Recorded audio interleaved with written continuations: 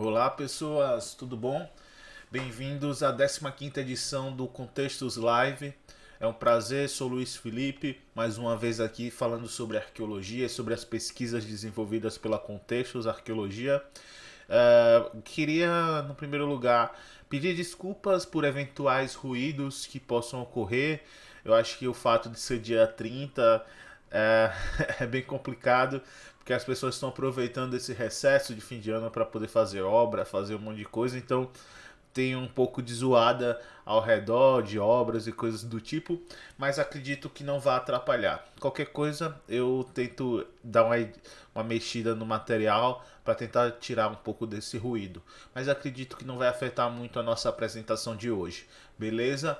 Então peço que você, se é a primeira vez de você aqui no canal, não se esqueça de se inscrever. Se você já conhece o canal, consome o conteúdo e mesmo assim não é inscrito, então se inscreva também e deixe o seu curtir aí nos vídeos, caso vocês tenham gostado. Então, por favor, dê esse feedback aí pra gente, positivo ou negativo, pra gente poder ter uma ideia de como a gente pode melhorar os nossos conteúdos, beleza? Toma aqui um gole de café e a gente segue com o Contextos Live.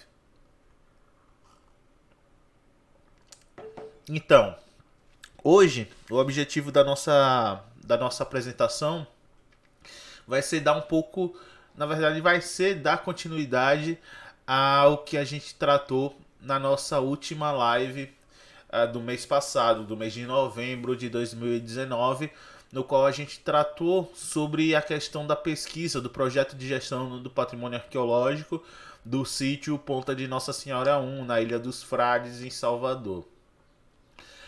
Como eu tinha dito, uh, a gente objetivou nessa fase o resgate do sítio Ponta de Nossa Senhora 1.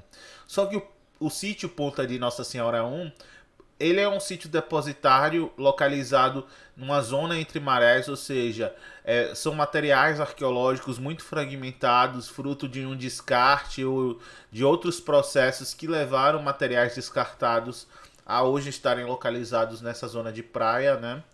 Mas que hoje formaram esse contexto que a gente denomina de sítio depositário e que está localizado basicamente na praia, numa zona de praia, retido nas formações de arenito ou nas áreas de areia, né? Onde possibilita com que o material, que por mais que seja pequeno, ele fique ali agregado naquele sedimento ou naquele cascalho, fazendo com que ele fique ali visível para a gente durante a pesquisa, né?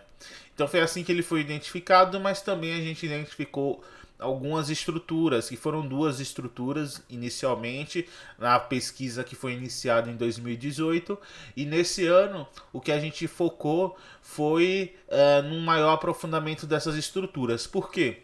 Porque essas estruturas elas estão localizadas fora da área de intervenção do empreendimento Marina São José, que afeta em parte esse sítio arqueológico, não todo, como eu falei, em parte. Então, parte pequena da área do sítio vai ser afetada por essa obra, que é justamente o que eu mostrei na palestra passada. Caso você não esteja compreendendo, recomendo assistir a live passada. E foi essa área onde a gente fez uma espécie de monitoramento durante uma faixa de tempo aí de mais ou menos entre um período de 15 dias, para depois proceder com o resgate dos materiais diagnósticos dessa área, ou seja, fragmentos que tinham características que podem trazer qualquer tipo de informação, né? E aí, em relação a essas estruturas, como elas estão fora da área da ADA, né, diretamente afetada pelo empreendimento, o nosso objetivo principal foi fazer um maior aprofundamento delas para entender a natureza dessas estruturas, a cronologia e também proceder com um melhor dimensionamento delas, a fim de também possibilitar uma gestão desse patrimônio futura, né?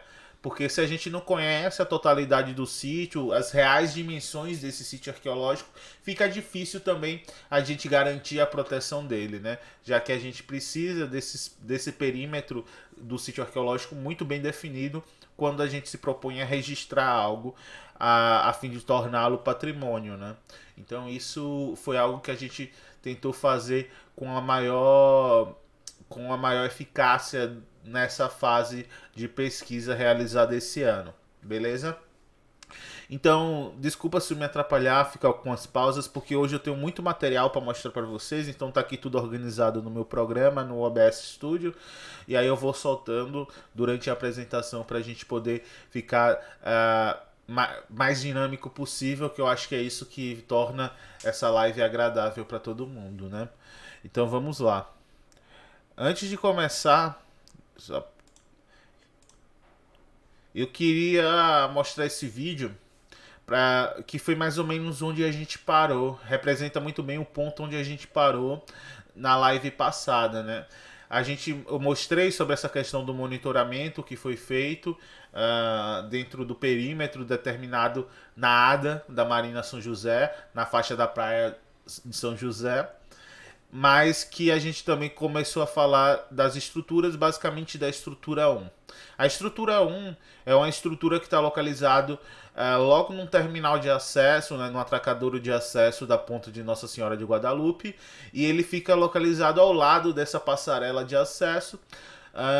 E na verdade ele é uma concentração de umas chapas de metal escavados no arenito de praia, né? Então o que a gente fez foi, com uma estação total, fazer um melhor e um registro do posicionamento dessa estrutura, a fim de ter isso com um controle milimétrico, né, de precisão aí, da estrutura, para deixar isso muito bem registrado. E como a gente está falando de uma estrutura de metal encravada em uma formação de arenito, então o nosso objetivo foi registrar isso da melhor forma possível. Por quê? Porque isso já tá ali, já tá numa dinâmica, né, de marítima constante, de ficar submerso, emerso, submerso, emerso, e não tem muitos materiais associados. Basicamente, são essas chapas e o negativo que esse artefato acabou criando no arenito quando ele ainda era íntegro, né? Ou seja, hoje ele está desmantelado, então já está no processo avançado de deterioração. Então, por conta disso, a gente optou por fazer um registro mais adequado. E qual foi esse registro? Sempre a gente vem optando por fazer o registro hoje tridimensional de estruturas. Por quê? Porque o registro bidimensional, através de desenhos, croquis, o que seja, é super importante, logicamente. É algo que a gente não abandona da praxis aí arqueológica, né?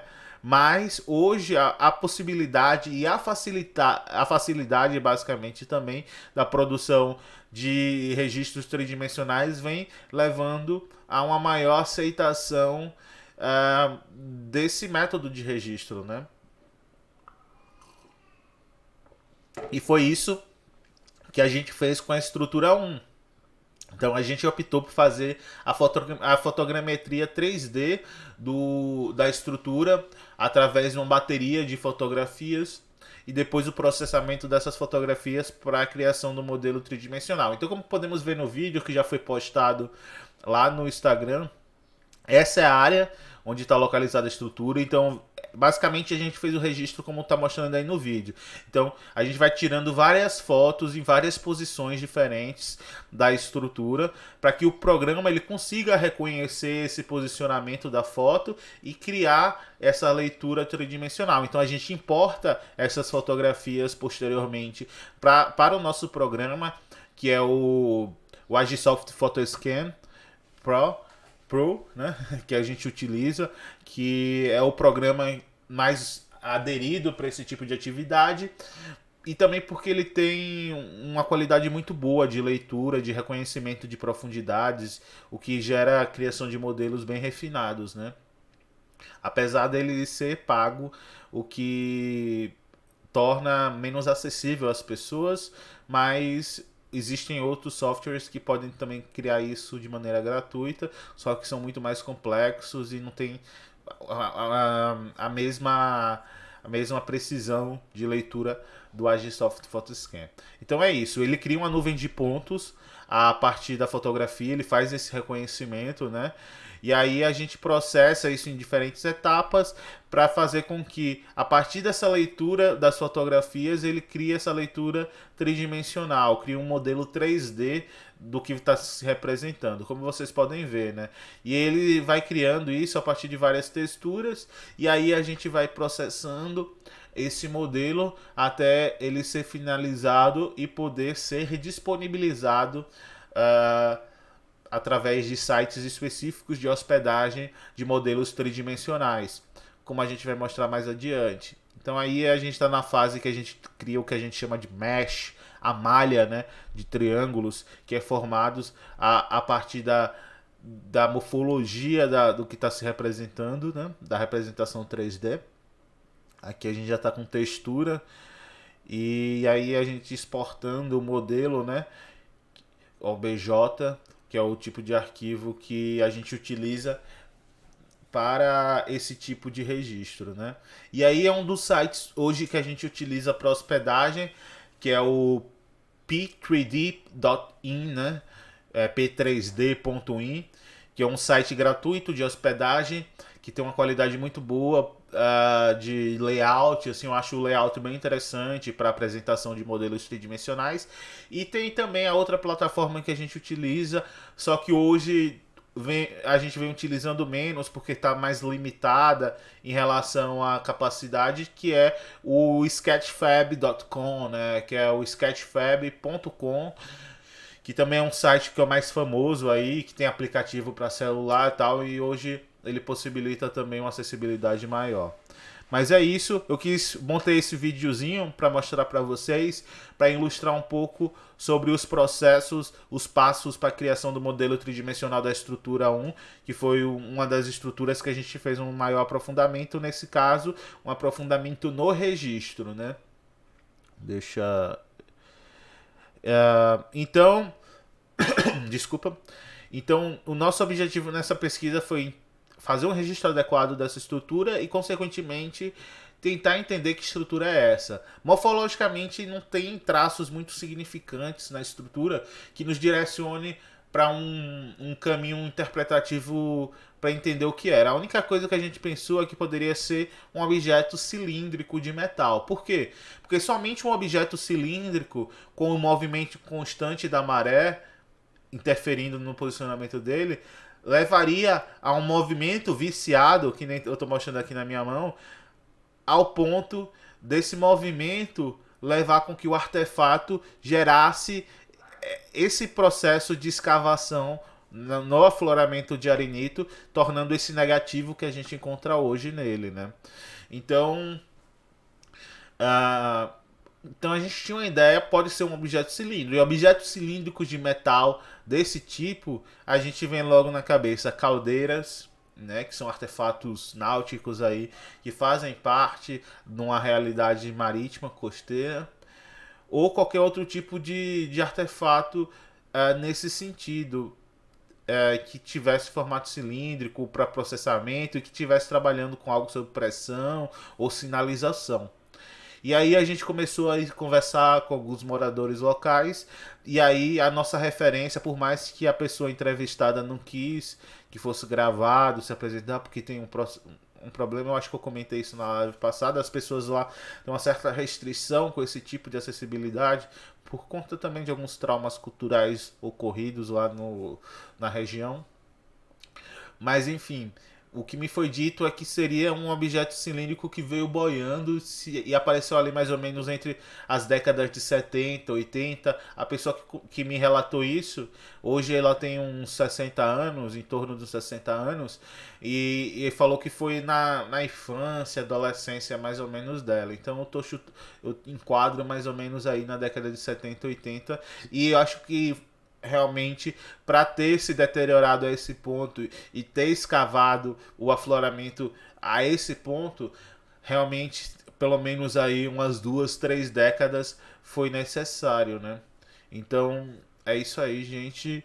Para a estrutura um foram essas as ações. Porque, como eu falei, não vai ser impactado pela obra. Não sendo impactado pela obra, acho que o mais adequado a ter sido feito foi realmente um registro adequado da estrutura e tentar um maior entendimento, né?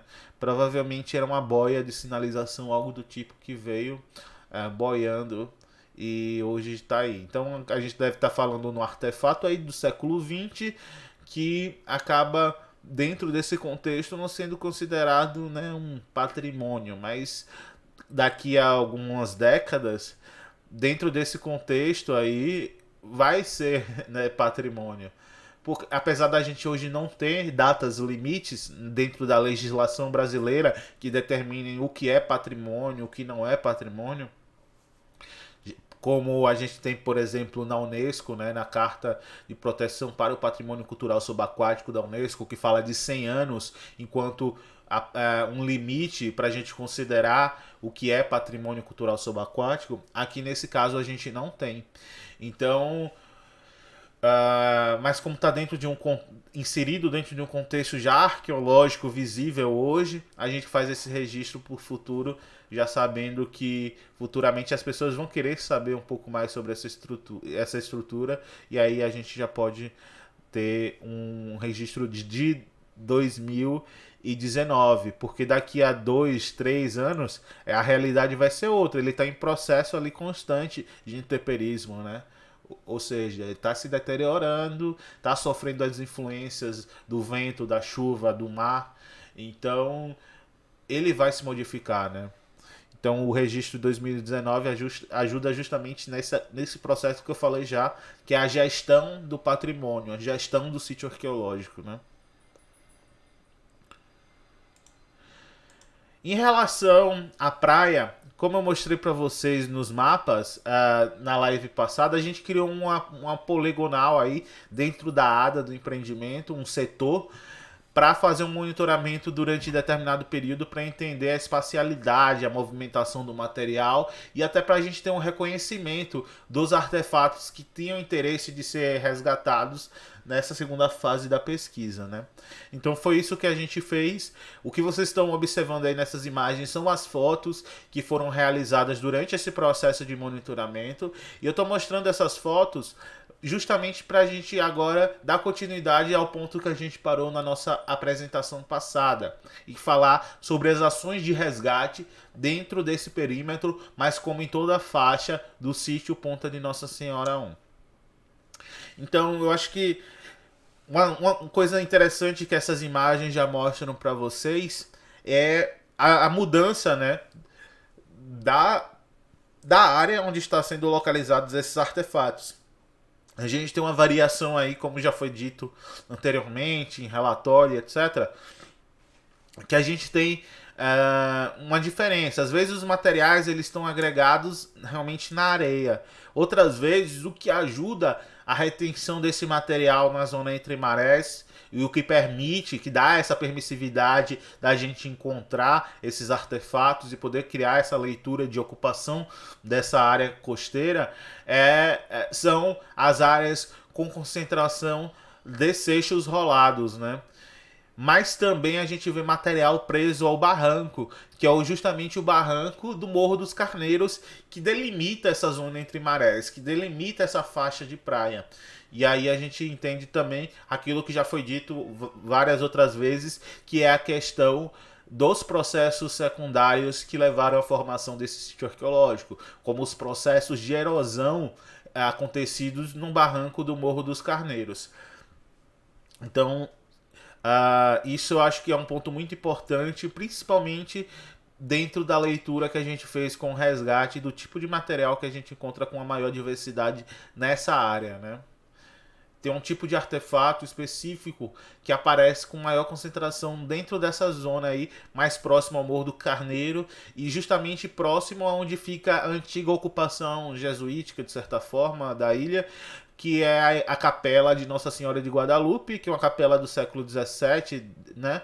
E que a gente tem aí abaixo, nessa zona do sítio, uma maior concentração, por exemplo, de faiança portuguesa, de porcelana chinesa, que são artefatos mais antigos, mais associados aos períodos coloniais, né?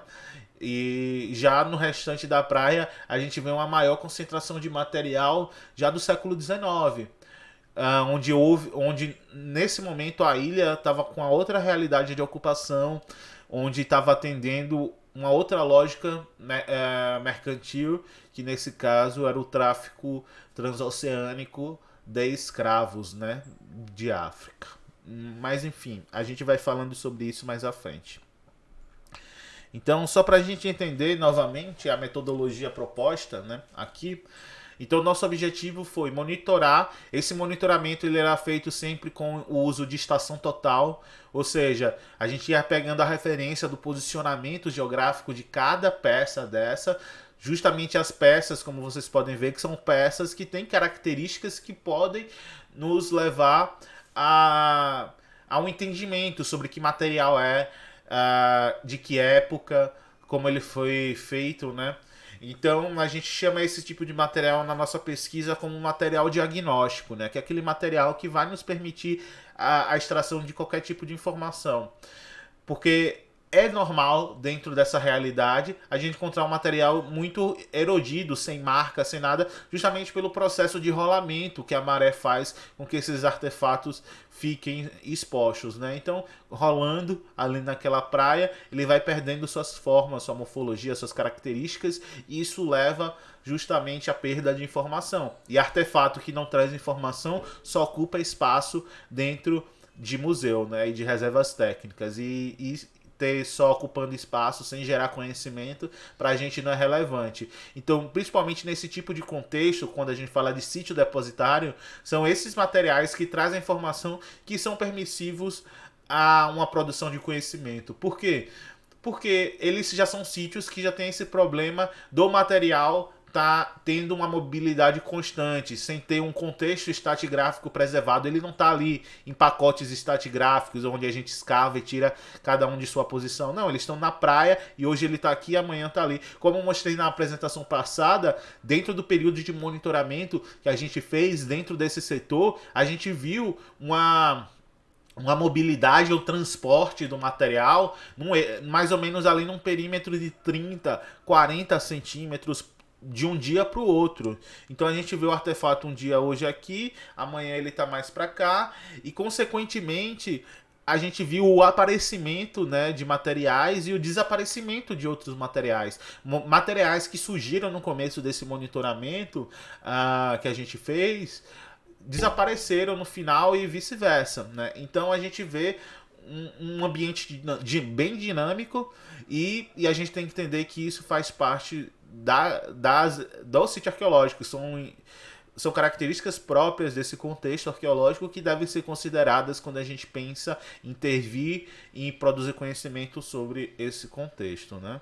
Então todos esses materiais eles foram realizados, foram registrados, né, de maneira adequada por meio de topografia. Ixi, só botar aqui rapidamente para vocês, porque eu acabei tirando o HD aqui.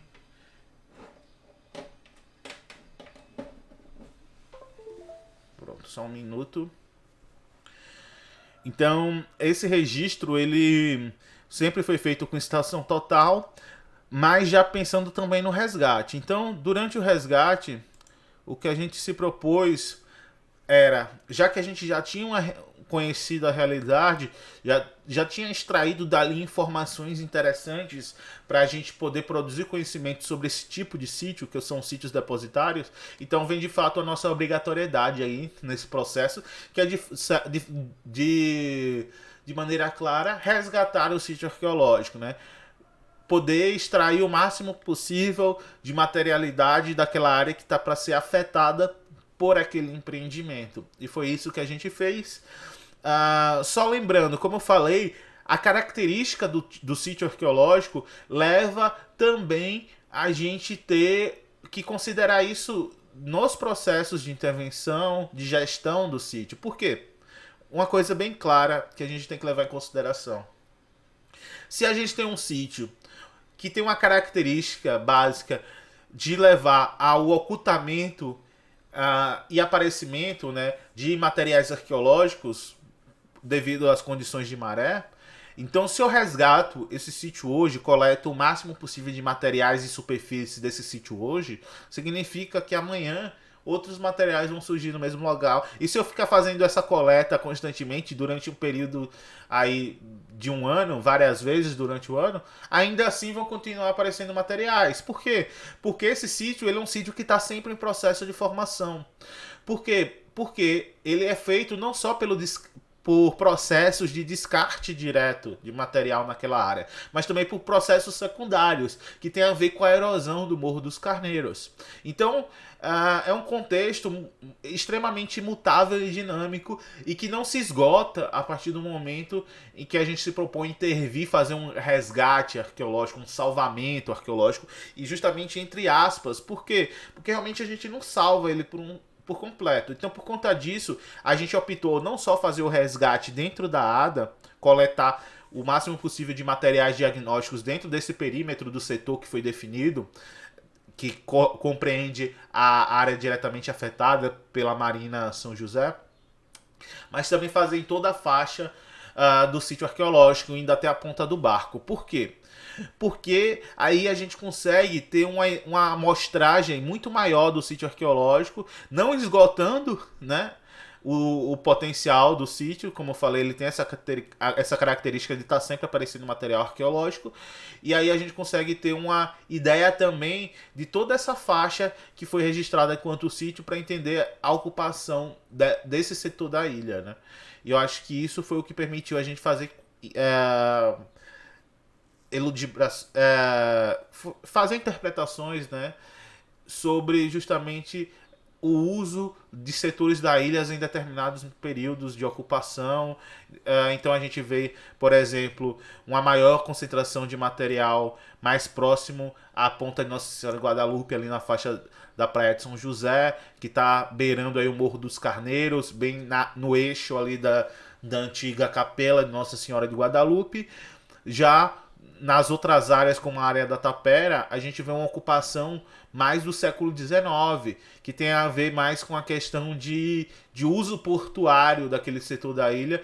Provavelmente esse uso portuário para atender muitas vezes uma atividade que quer ser discreta, clandestina, ilegal, né? Então, foi essa a escolha metodológica que a gente fez, levando em consideração as características do sítio arqueológico. Então, eu acho muito importante. Deixa eu ver se meu café ainda está quente. Ainda está, então vou tomar um gole. Eu acho muito importante a gente levar em consideração que não existe receita de bolo para arqueologia. Muito menos receita de bolo para uma arqueologia feita em um contexto de licenciamento ambiental. Logicamente que a gente pode replicar a nossa metodologia quando a gente encontra as mesmas similaridades de pesquisa, né, do contexto de pesquisa. Mas muitas vezes a gente tem que criar uma metodologia ou adaptar uma metodologia diante das especificidades daquele contexto. E é quase sempre isso ocorre, principalmente com a gente que lida com ambientes aquáticos, né?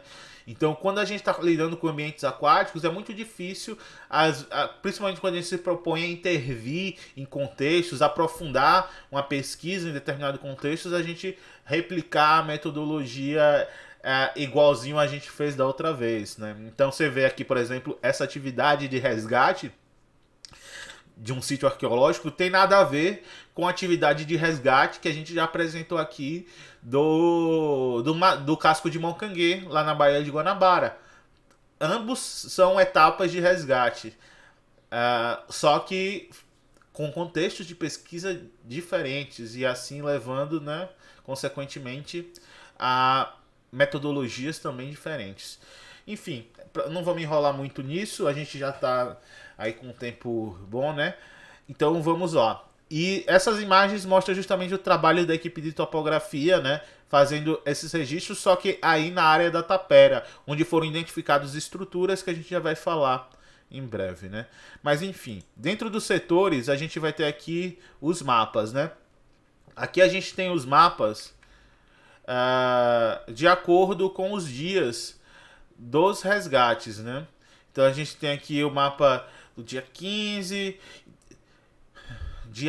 ainda, na área da Tapera. Então, cada pontinho desse, você está vendo que ele tem um código que é justamente dizendo se ele foi material que foi monitorado, como no caso esses que estão dentro da ADA do empreendimento, e que tipo de material ele é, né? Então, a gente tem material, por exemplo, VD, que é vidro, CM, cerâmica, LC, louça. Dentro da categoria louça a gente tem aí o que? Faiança fina, faiança. E também a gente tem o registro fotográfico desses materiais. E aí a gente ia fazendo também o controle do tipo de material, né? Especificando um pouco sobre a natureza dele, mas logicamente a gente fez um maior aprofundamento dessa identificação em laboratório, já que a gente tinha mais tempo de análise e mais contato com o material arqueológico para poder aprofundar e extrair o máximo possível de informações dele, né? Então esses mapas primeiramente mostram as coletas, foi mais ou menos do dia 14 ao dia 17, se eu não me engano. Foram os dias de resgate, né? Então a gente foi um período curto de resgate, mas como a gente já tinha durante vários dias feito monitoramento dentro da ADA, trabalhado com as estruturas aí na Praia da Tapera e rodado bastante dentro desse perímetro do sítio, então foi uma coisa rápida. A gente já sabia onde eram as áreas com maior concentração de material e isso facilitou com que em poucos dias a gente pudesse fazer o resgate de toda a faixa de praia, né? Então aqui a gente tem outros mapas, né? Aqui a gente tem as áreas de análise, né? As áreas de análise é importante a gente falar também. Mas primeiro mostra a continuidade. Então a gente tem aí o dia 17, ó, você vê até a ponta do navio. Da Praia da Tapera até a ponta do navio a gente fez coleta. Aí a gente tem mais alguns pontos que ficaram faltando lá na parte do mais próxima ao setor, né, de coleta. E aí as áreas de análise. Deixa eu botar aqui só das áreas de análise para a gente manter. As áreas de análise, o que são as áreas de análise? As áreas de análise são as áreas que a gente optou por fazer um tipo de metodologia, também conhecido como shovel test, né? Que é a gente pegar e decapar essa pequena faixa de areia existente entre o maciço ali do arenito de praia, rochoso, do afloramento, e a superfície que a gente está visualmente vendo, né? Por quê? Recapitulando a nossa apresentação passada, a gente teve um plot twist aí de um ano para o outro, que foi o que? O sítio estava completamente diferente do ano da pesquisa de 2018. A realidade que a gente observou em 2018 era diferente da realidade que a gente observou quando chegou em 2019. Tanto que a gente fez um novo registro da área para ver as diferenças, e a principal diferença que a gente observou de um ano para o outro foi o desaparecimento de algumas concentrações de material arqueológico, né? A gente tinha setores dentro desse perímetro aí da ADA do sítio que eram áreas, por questões, como eu falei, contextuais aí do suporte, né, da praia, de possibilitar uma maior agregação de material. Então nessas áreas de concentração eram áreas onde tinha muito material muito concentrado no mesmo local. Diferente, a gente tinha material por toda parte, mas esses setores eram muito material dentro de uma pequena área. Por exemplo, vamos pensar num raio de 1 metro, ter pelo menos aí visivelmente mais de 30 fragmentos de material, de diferentes tipos de materiais, né? Então a gente denominou essas áreas de concentração. Como elas desapareceram, a gente optou por fazer a criação dessas áreas de análise, que são basicamente o que? A gente escavar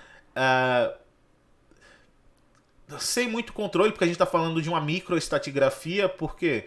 Microestratigrafia no sentido de que ele não tem um pacote sedimentar tão definido e tão espesso para a gente poder pensar em controles como escavação por níveis artificiais ou níveis naturais. Isso não existe nessa realidade. A gente tem um micro pacote estratigráfico de solo, né?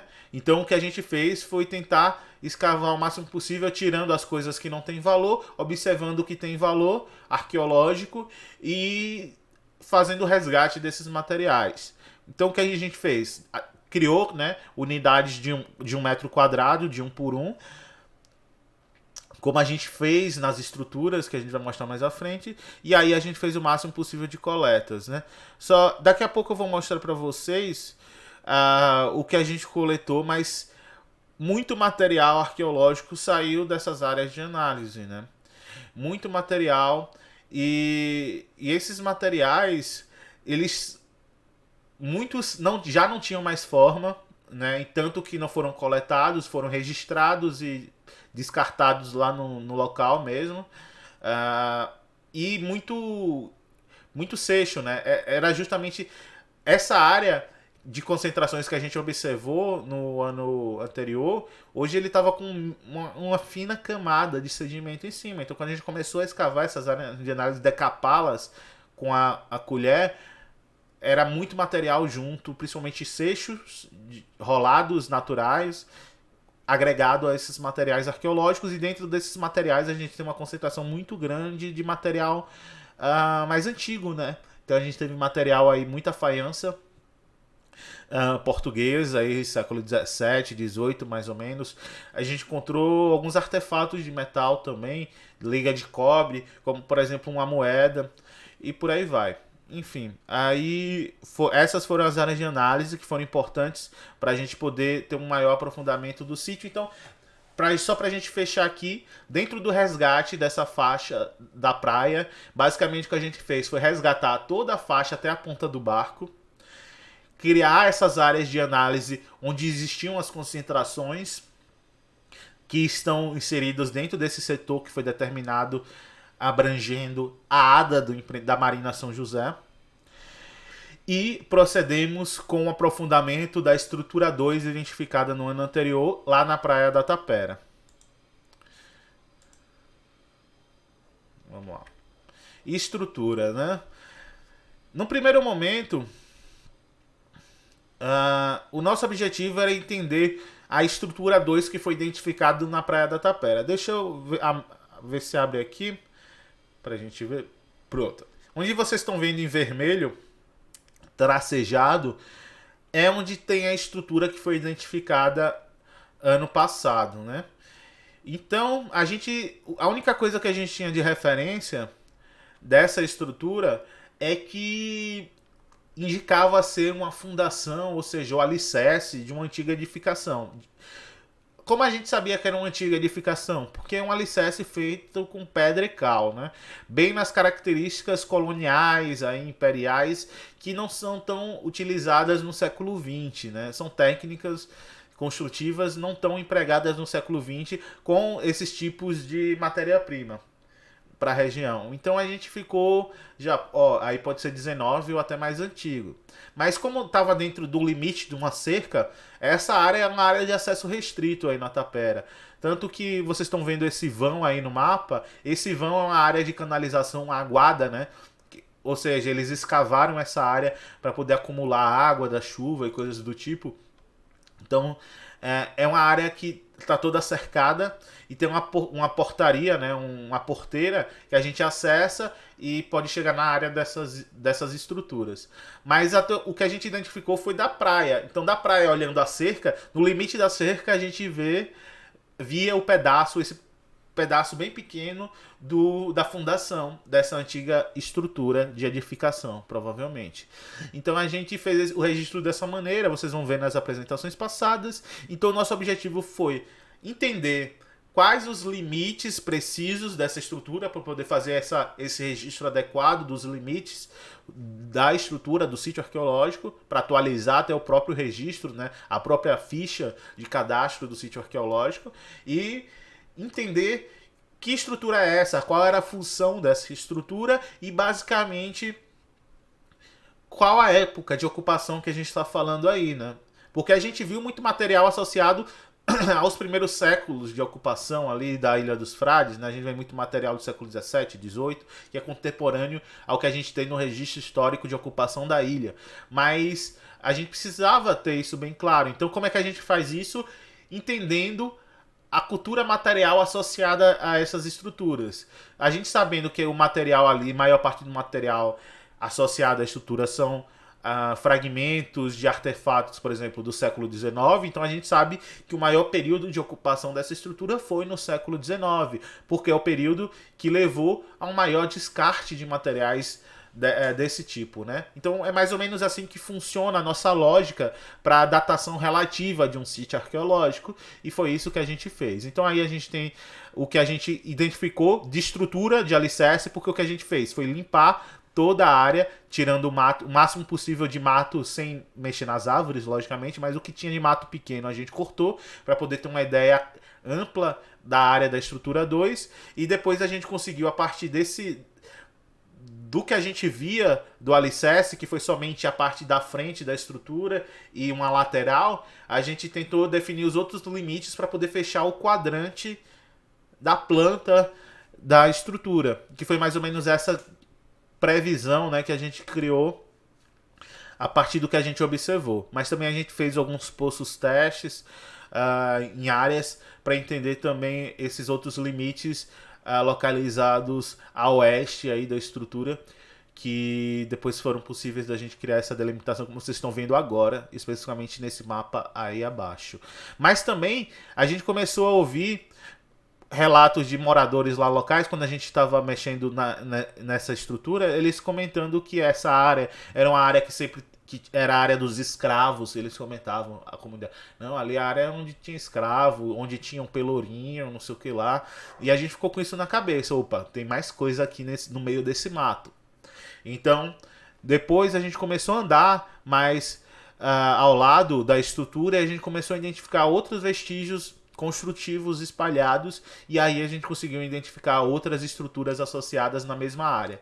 Tanto que a gente fez, com o uso da estação total, um mapa topográfico da área, para a gente entender a topografia da área, para a gente até prever onde é que estavam localizadas outras estruturas. Mas não foi nem precisou, né? Porque a gente conseguiu identificar essas estruturas antes, mas quando a gente olha o mapa com as curvas de nível da topografia, fica bem mais claro, né? Então você vê que elas estão posicionadas, as outras estruturas, justamente no topo da topografia, e a outra bem nessa baixada, né? Nesse pequeno vale que é formado, onde hoje existe essa portaria e onde é um dos acessos à parte interna da ilha. O que remete a justamente um uso antigo, né, dessa área, como também área de acesso à ilha, só que em outros séculos. Então a gente vê que a Ilha dos Frades tem pontos, né, de ocupação bem definidos nos séculos passados, e determinados pontos da ilha hoje são agregadores de uma materialidade que só vai poder ser lida através da pesquisa arqueológica. Então, apesar de nosso objetivo era focar na zona entre marés, na ADA, a gente fez esse aprofundamento para justamente levantar o potencial dessa área, pensando na gestão desse patrimônio futuramente. E se futuramente outras obras forem acontecer na região, todo mundo já tem uma ciência de como proceder, né, com esses locais. Então, como esses locais são estruturas, a gente está falando de estruturas de alicerce, de fundação de antigas edificações, provavelmente maior parte delas do século XIX, então é importante a gente ter esse registro aí que a gente fez, né, para poder prevenir a destruição desse patrimônio, até porque a gente não escavou esses sítios por completo. O que a gente fez, basicamente, foi escavar setores desse sítio, basicamente um setor só desse sítio arqueológico, que é uma das laterais que a gente conseguiu ver logo em seguida, que é justamente a leste, né? Onde a gente mostrou aquele limite lateral que a gente conseguiu ver do alicerce. Então, a partir dele, a gente criou 3 unidades de escavação de 1 metro quadrado, pegando justamente a parte interna do que seria essa edificação e a parte externa dessa edificação. Então a gente pegou o alicerce, né, a fundação, e tentou estabelecer essas unidades de escavação, pegando o que seria a parte externa e interna dessa antiga edificação, para poder a gente entender um pouco sobre a própria estrutura, qual era o tipo de edificação, do que era, e entender os processos de formação desse sítio arqueológico, né? A partir da leitura estratigráfica dessas duas áreas, interna e externa, e ter uma ideia do material que está associado para entender a ocupação e cronologia, como já havia dito, né? Então aí você vê as imagens, os estagiários que trabalharam com a gente, a galera toda que eu agradeço já de antemão. Então a gente estava aí fazendo essas pequenas escavações que não sei se vocês conseguem perceber nas imagens, a gente tem umas coisas bem interessantes aí, bem claras, né? A gente vê a presença de reboco e pintura na parte externa da estrutura.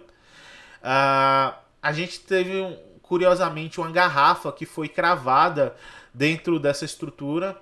Não sei se isso tem a ver com práticas religiosas de matriz africana, qual foi a estratégia aí, mas a gente tem, né, um pouco algumas coisas nesse sentido que ocorrem em contextos onde houve escravidão, onde houve esse tráfego e tráfico, né, de pessoas vinda da África.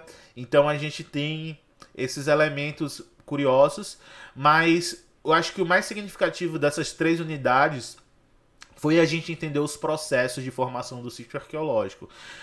Só resumindo, eu vou mostrar os materiais que foram coletados após já os processos de laboratório, né?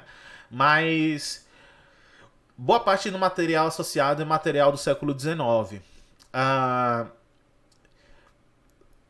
Mas eu acho que, como eu falei, o mais interessante da leitura da estratigrafia dessa área que a gente pôde fazer foi os processos de formação do sítio. Por quê? Porque a gente tem uma leitura clara sobre os processos de desmoronamento, né, de arruinamento dessa antiga edificação, né? Logo de cara, uma coisa que chamou a atenção assim que a gente identificou essa estrutura ano passado foi associar isso com a toponímia da praia, né, que é Praia da Tapera. Tapera no dicionário significa basicamente vila abandonada ou edificação abandonada, velha, arruinada.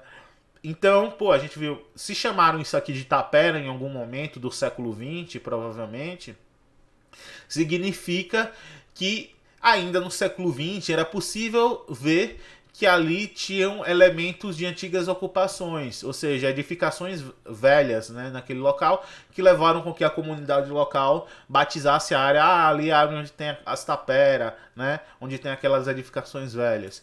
E com o tempo, os processos tanto de interferência humana como também as intempéries, os intemperismos aí naturais, levaram com que essas edificações ficassem menos visíveis, né?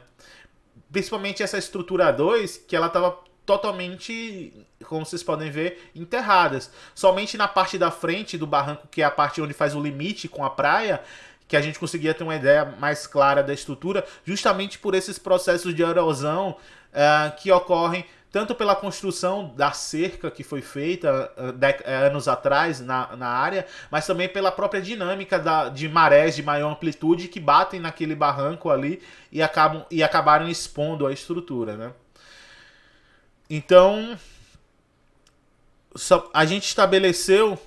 Opa, deixa eu apagar aqui.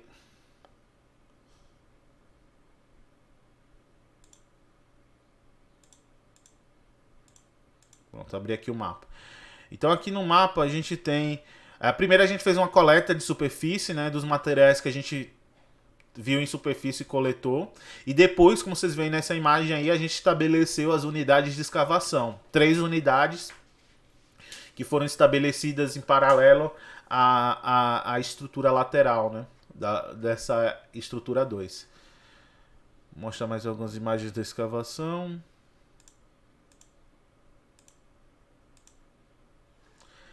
Então a gente foi escavando. A escavação ela foi feita com a utilização de decapagens por níveis artificiais a cada 10 centímetros, né? Então a gente fazia esse controle através de fichas específicas. Nessa imagem você consegue ver a garrafa cravada logo ao lado do chapéu ali, da cabeça do arqueólogo, do Alistair. E aí a gente vê um pouco das unidades, né, sendo escavadas simultaneamente.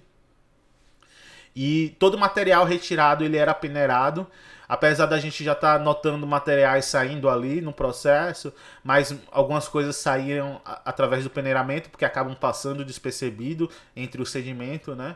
Por isso que é importante. E tudo isso era feito e controlado através de fichas específicas de campo, né? Onde a gente fazia todo esse controle do material. Então,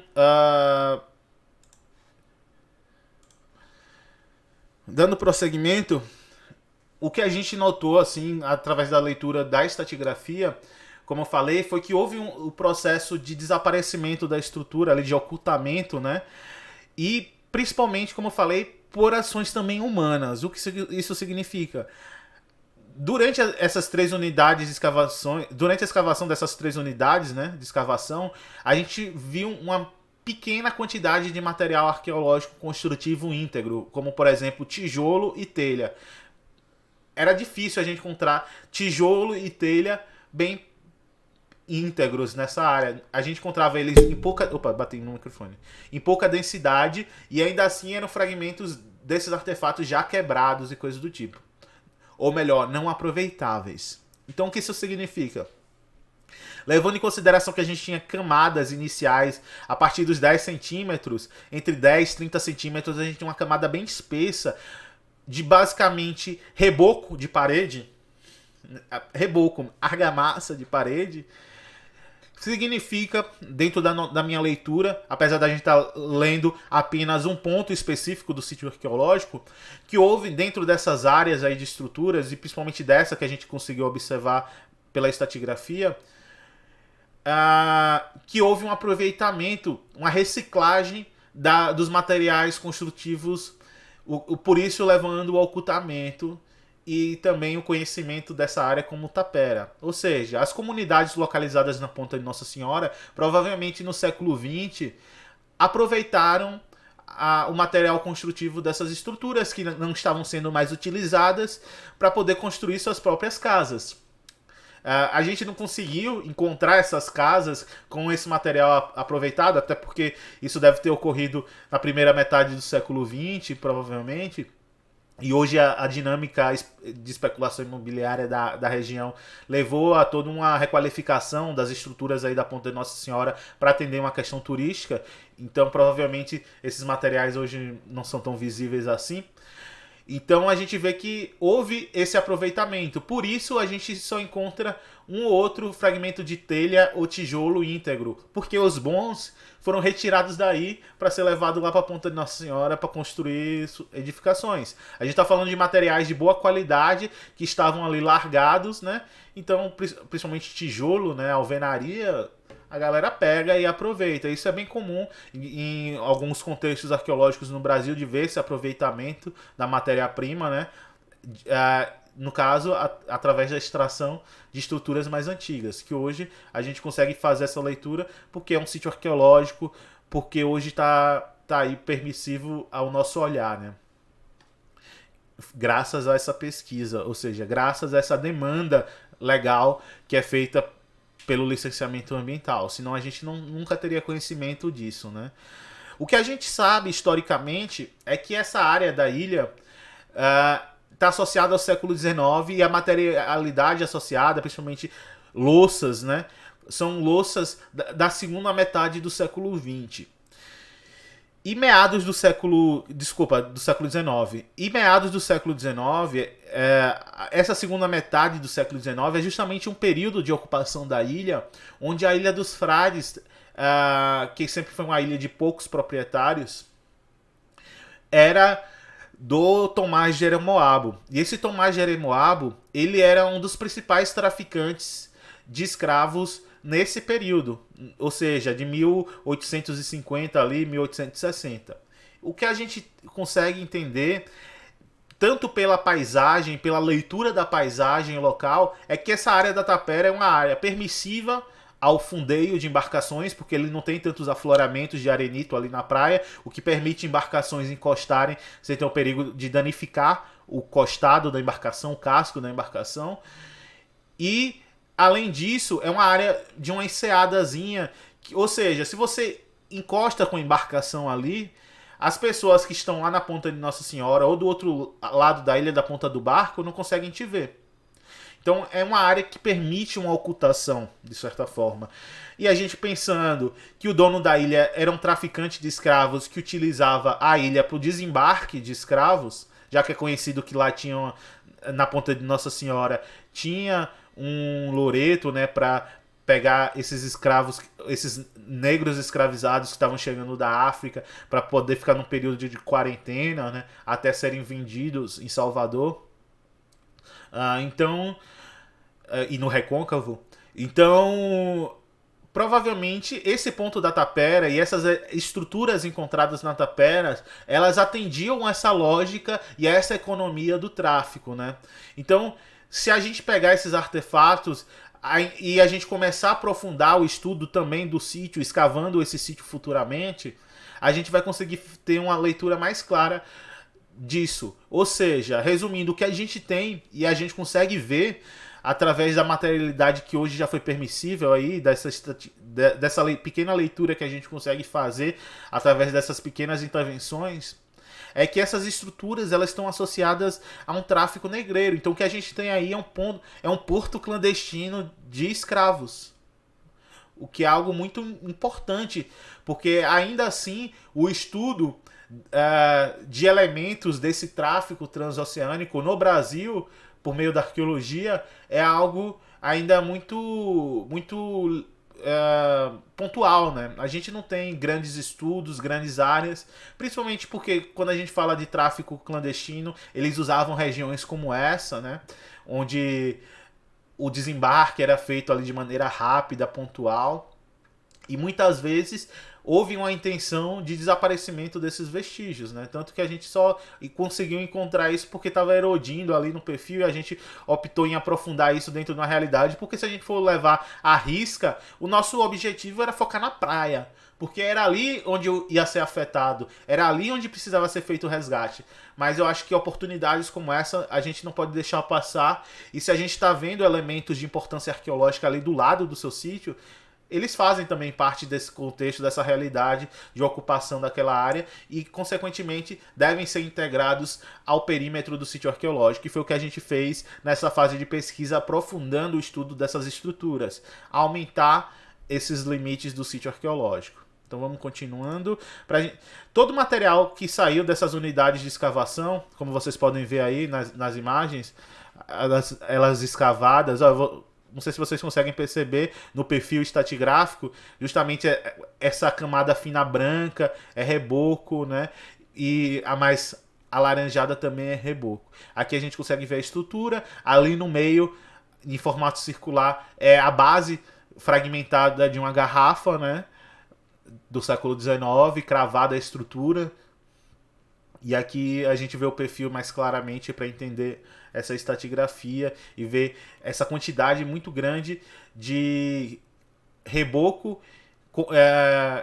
em oposição à quantidade de material construtivo, que deveria ser muito grande quando a gente fala de uma ruína. Nesse caso, não muito, já que a gente vê a possibilidade de ter ocorrido essa reciclagem de material na área, né? Todo o material coletado, tanto na zona de praia como das unidades de escavação, passaram por processo de conservação. Esse material aí que vocês estão vendo, ele estava na superfície lá da estrutura 2.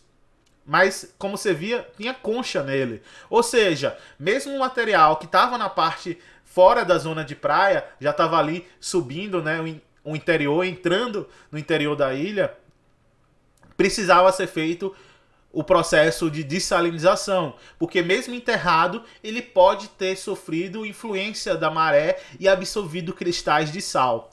Então por isso que a gente tem que pontuar, a conservação não é só feita quando a gente tem material de ambientes aquáticos. Todo material ele tem que passar, mesmo aquele material que saiu lá do interior do Brasil, do meio do cerrado, ele tem que pensar estratégias de conservação em laboratório para estabilizar a conservação. Não é só limpar, analisar e guardar, tá ligado? A gente tem que pensar como a gente pode estabilizar processos que estão ali ativos de deterioração, remontar se for o caso. Enfim, então essas imagens aí que eu estou mostrando para vocês mostram o material, aí, o material da área de análise 2, cachimbos, porcelanas, pederneiras, artefatos líticos também, cerâmicas, tudo isso sendo dessalinizado. Ou seja, esse material ele é colocado em água deionizada e aí a gente vai extraindo os cloretos, né, que estão... vai medindo, né, a porcentagem de cloretos dessa base líquida aí em um período aí de... No caso, levou um período de 3 meses, né, para a gente poder terminar a conservação desse material. Sendo que ainda os materiais em metal levou ainda mais tempo, né, mas a maior parte do material, dentro de um período de 3 meses e pouco, aí a gente conseguiu finalizar a dessalinização e aí só proceder com a análise e acondicionamento deles. Aí você vê a grande quantidade de faiança portuguesa, tudo isso saiu da área de análise, como eu falei, aquela parte onde era permissiva a visualização em 2018 e que sumiram no ano de 2019, né? Aqui a gente tem alguns dos materiais que saíram da área do monitoramento, da ADA. Então aqui a gente vê o que saiu do setor da ADA. Então a gente tem muitas bordas cerâmicas, cerâmica de produção regional, com esmalte, sem esmalte. Então você vê algumas alças. Porcelanas a gente encontra, né? Faiança fina também. Então, pesos de rede. Então a gente tem uma coleção interessante aí de pesos de rede, também em cerâmica, que saíram de diferentes partes. Artefatos cerâmicos associados a práticas religiosas, também a gente vê, que são as quartinhas, né? Que são aquelas cerâmicas usadas em processos de oferendas, né? Feitas em religiões de matriz africana. Então a gente tem uma diversidade de materiais aí bem interessante, como vocês podem ver nas imagens, né? E aí a gente vê também algumas remontagens que foram feitas, né? Mas eu acho que nas imagens anteriores isso ficou mais claro. E aqui a gente tem os materiais... Vamos ver se abre... Cadê? Dos materiais coletados... Ixi, não tá abrindo não. Acho que deu algum erro aqui. Deixa eu... Que seriam dos materiais coletados, né? Enquanto vai passando aqui, eu vou falando, eu vou corrigindo aqui.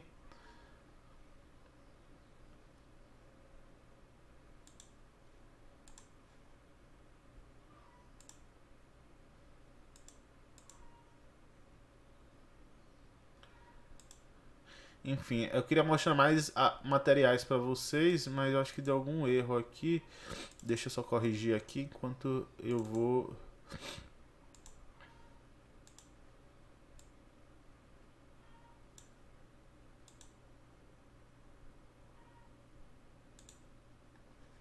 Enfim, não tá abrindo. Não vou insistir muito aqui para não dar um erro e a gente acabar com a apresentação. Mas também é uma quantidade de material assim bem significante. Sempre a gente vê os mesmos artefatos, né? Então basicamente é vidro, faiança fina, faiança portuguesa, alguns artefatos em metais, né? Então tudo isso a gente consegue identificar. Então vou mostrar aqui para vocês, já que a gente não está conseguindo aqui abrir a imagem.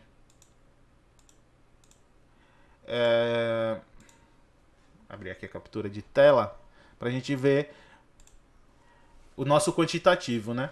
Então aqui o que a gente tem é uma ficha de cadastro de bens arqueológicos móveis, né? Que é algo que o IFAM pede sempre que a gente gera algum acervo arqueológico e direciona esse acervo para uma instituição de guarda, a gente tem que ter todo esse registro. Só resumindo, aquelas fotos no laboratório, todas as atividades de conservação, análise e acondicionamento já foram feitas na própria instituição de guarda, que é o Museu de Arqueologia de Xingó. A gente trabalha muito em parceria com essa instituição justamente por essa possibilidade da gente poder finalizar essas estratégias de conservação lá na própria instituição, que é o mais adequado a ser feito quando a gente fala desse material proveniente de ambiente úmido, já que lá é uma instituição que está preparada hoje para receber esse material, vem se estruturando com esse objetivo. Então a gente opta em fazer isso lá, porque não tem sentido a gente passar 3 meses numa instituição, quer dizer, numa estrutura adaptada no local de pesquisa para poder finalizar essa atividade. Então é muito mais prático a gente fazer isso no local onde esse material já vai ficar condicionado ad eterno e ad infinito, já que esse é o objetivo quando uma instituição dá o endosso, né, de guarda, né, que é acondicionar esse material enquanto a instituição existir, né? Então a gente vê aqui o nosso quantitativo. No total foram 1.282 peças, né, coletadas. E aqui a gente tem por tipo de material, né? Cerâmica, vidro, porcelana. Então a gente vê a maior densidade de material foram materiais em cerâmica com esmalte e sem esmalte, seguido por faiança fina e faiança portuguesa, e em vidro, né, em seguida, e aí a gente vê outros materiais com a maior quantidade, como porcelana, materiais ósseos, metal, lítico, malacológico e amostras, né? Durante o processo das unidades de escavação na estrutura 2, sempre que a gente via algum material significante, que não valia a pena a gente estar coletando sempre, como por exemplo material construtivo, reboco, essas coisas a gente não adianta coletar. Isso só vai gerar, como eu falei, espaço na reserva técnica, só vai ocupar espaço e não vai trazer muita informação. Então é muito mais fácil a gente fazer o registro da existência, da ocorrência desse tipo de material durante o processo de escavação, mas simplesmente coletar só amostragens desse material e descartar o restante. Porque se a gente leva esse material para a reserva técnica, a gente não pode descartá-lo depois. Não existe descarte regulamentado, né? A partir do momento que você coleta e direciona essa instituição de guarda, já era. Não existe descarte em laboratório. Se faz, isso é feito de maneira irregular. Então, o que a gente tem que ter é esse bom senso durante o processo para coletar o que vai trazer informação, o que é necessário. Logicamente que a gente não pode ignorar a ocorrência disso no nosso registro, mas também não significa coletar. Então, você vê aqui ó, a coleta de reboco, de telha e de material construtivo. Quando eu boto material construtivo, é tijolo, basicamente. Então a gente vê uma menor quantidade. Se a gente fosse coletar tudo, a gente estaria com quilos e mais quilos de material. Isso fica claro quando a gente olha nossas fichas de campo, porque todo material descartado, no caso o reboco, basicamente, a gente pesava. Então foram muitos quilos de reboco descartado, que não levariam a agregar nada dentro de uma reserva técnica, né? Então, aqui a gente vê agora os materiais por área, né? E aqui a gente vê, por exemplo, os códigos que foram utilizados para o registro de cada peça, né? MSJ, que significa Marina São José, os pontos, aqui em relação às camadas dos poços testes, né? Aqui os materiais das unidades de escavação. Então tem todo o processo aqui, ó. A gente consegue ver, não sei se vocês vão conseguir ver por causa do tamanho da fonte, mas tem o tipo de material, a cor do material, técnica de confecção, se ele tem presença de decoração, a integridade, estado de conservação, o tratamento. Então a gente bota aqui todo o relato do processo de conservação que foi feito, recomendações para o acondicionamento e por aí vai. E aqui também as observações gerais, que é a nossa análise, né? Por exemplo, aqui é um fragmento de cerâmica com pasta cinza rosada, muito desgastado, seu perfil original não está muito presente e por aí vai. Então a gente tem aqui materiais da área de análise e aqui também material em superfície, material da zona entre marés. Então aqui a gente tem o material coletado e o resgatado na zona entre marés. A gente vem aqui também, cada artefato aqui tem o seu comprimento, largura, espessura, peso, diâmetro, né? Pensando nas bordas e coisas do tipo. Enfim, é isso.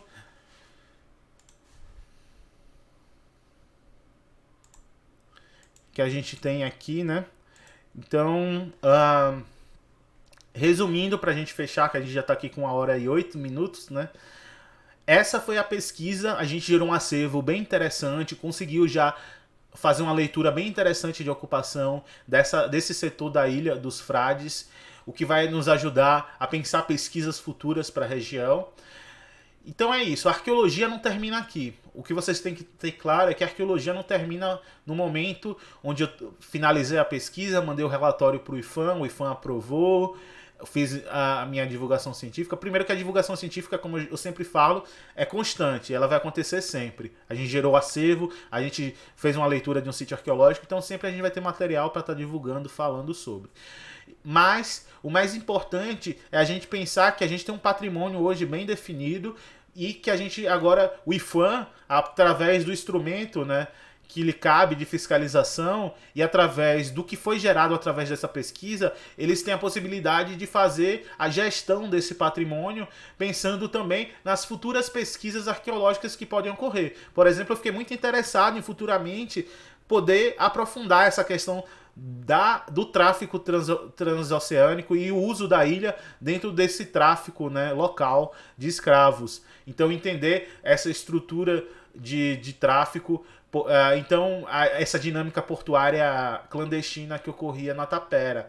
E eu acho que futuramente, se eu baseado no que eu gerei agora com essa pesquisa, geramos, né, eu e toda a equipe envolvida, a gente vai ter aí um caminho futuro bem interessante para o entendimento da pesquisa desse tipo, né, de ocupação, de uso da Baía de Todos os Santos e, consequentemente, agregando a elementos para um entendimento da história local, né? Essa história que muitas vezes não estão nos livros, que somente a materialidade vai nos ajudar a contar. Então é isso, gente. Espero que vocês tenham gostado. Em janeiro a gente começa novamente com mais contextos live. Se vocês tiveram dúvidas, a gente está aí respondendo no chat. Mas se você está vendo isso no momento onde o vídeo não está sendo transmitido, já está vendo após o dia 30 ou após o horário de transmissão, né? Use o campo de comentários, escreva o que vocês têm dúvida, o que vocês querem complementar, deixar de sugestão de pauta aí para os próximos contextos live. E ficamos aqui. Muito obrigado mais uma vez. E feliz ano novo para todo mundo, né? Para quem está assistindo isso ao vivo. Até mais, gente. Obrigado mais uma vez. A gente continua com esse projeto e fortalecendo a divulgação científica da Contextos Arqueologia. Lembrando que a gente soltou um vídeo agora na sexta-feira passada, dia 27, dia 27, falando sobre as nossas metas aí para 2020, e a gente vai querer gerar muito produto de divulgação científica e fazer com que esse canal do YouTube seja cada vez mais dinâmico. E o Contextos Live é uma das coisas que a gente pretende todo mês ainda continuar levando à frente. Então, até próximo mês a gente continua com o Contextos Live. Valeu, gente. Até mais.